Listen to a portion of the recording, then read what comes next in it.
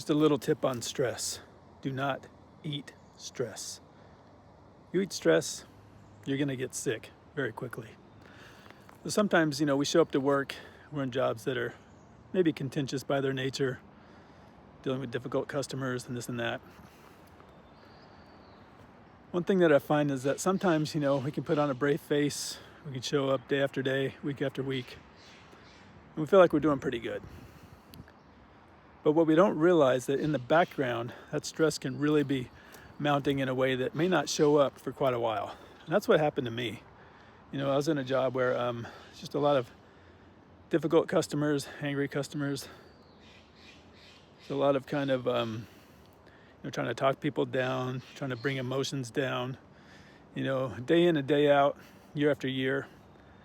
That became more taxing on my psyche than I realized. And what happened was one day I showed up to work and I ended up in a pretty tough phone conversation with a client.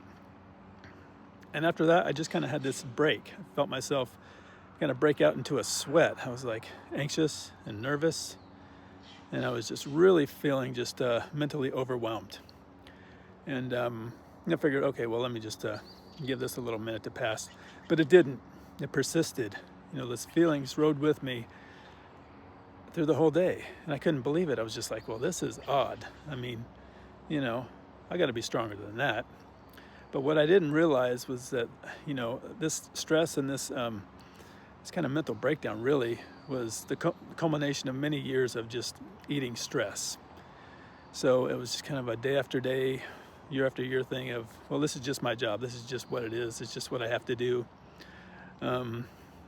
But then I had a break. And so what happened was, showed up to work the next day, took a seat at my desk, and all of a sudden I'm feeling anxious. That didn't really make any sense to me. I'm like, okay, that conversation was from yesterday. But what I realized is that it wasn't about yesterday's conversation. It was about the years and years of just eating stress, sucking it up, putting on a brave face. And what I realized that now I'm kind of fully trapped in this anxiety state. And so it didn't matter really at that point, what went on during the day. It didn't matter if I had a difficult conversation with somebody or not. I just became anxious just showing up to work, and I couldn't believe it. I was just like, this makes no sense. But the thing about anxiety is you have to realize this. You can't just shirk it off. You can't just tell yourself, well, this is stupid. This doesn't make any sense. I have no reason to be in this state. There are a lot of things we can try to tell ourselves to work ourselves out of anxiety. You cannot mentally work yourself out of anxiety. That is never, ever going to happen. In fact, the more you try to do that, really the worse it becomes, and the more you're starting to sweat, and the more you're getting, panicked.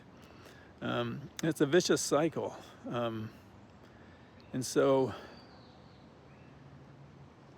really the best solution, if you find yourself in a highly contentious position where you're just having to eat a lot of stress, you have to be the professional. You have to be the one, talking people down, trying to talk people off the ledge and all of this day in and day out. The stress is mounting in a way that, you may not be aware of at all. And like me, one day you may have a break. It may take a long time to get there. But once it does happen, you find that you're going to be anxious just for no reason. Your brain creates that association with work as stress. And so you show up to work and you get stressed. And so, just be mindful of that. Because I think the best solution is to get a job that's not as contentious. I just don't think that's natural just to do that on a day in and day out basis. There's going to be some of that in every job, of course. You don't show up and it's all roses. But if the bulk of what you're doing is that, dealing with a lot of high emotions, eventually that runs us down. And I've seen that in various things, in the social work field. I used to work in group homes with the mentally ill folks, mentally ill adults, and that can really wear people down quickly because people go into that field with the mindset of, I'm going to be a trooper, I'm going to help these folks out, give them a voice and all this and all that, but eventually it can really wear folks down because of, the demands of the clients. They can really just be relentless. And it's a high turnover position, those, if you want a job, go into that field because there's always openings. There's always people just running for the door. They go in with a good heart, a good intention. And in the end, they just don't survive, you know.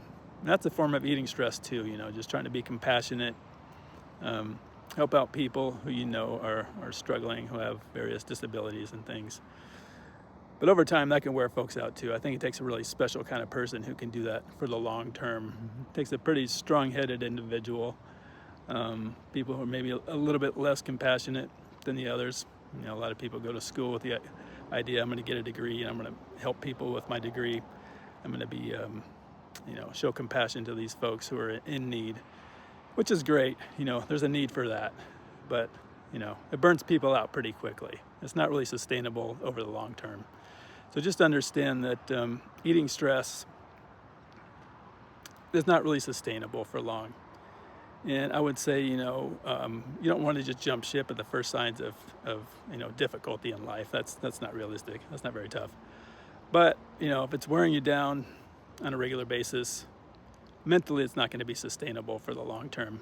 And I would hope that you can get out of that before you have the break that I did, because that doesn't go away. You know, you get to a point where you're just showing up to work day after day, and that association has been made between work and stress. And even if you're working from home, you know, you can be working from home totally comfortable in your pajamas, and you're going to be sweating, going, God, why am I anxious even at home? But, you know, that just follows you because, you know, work is work. It doesn't really matter where you're doing it. So anyway, a few words about eating stress. You know, it's not sustainable for the long term unless you're a special person. You know, some people can do it, you know, for a career. You know, there's no question that there's a certain personality that it's suitable for.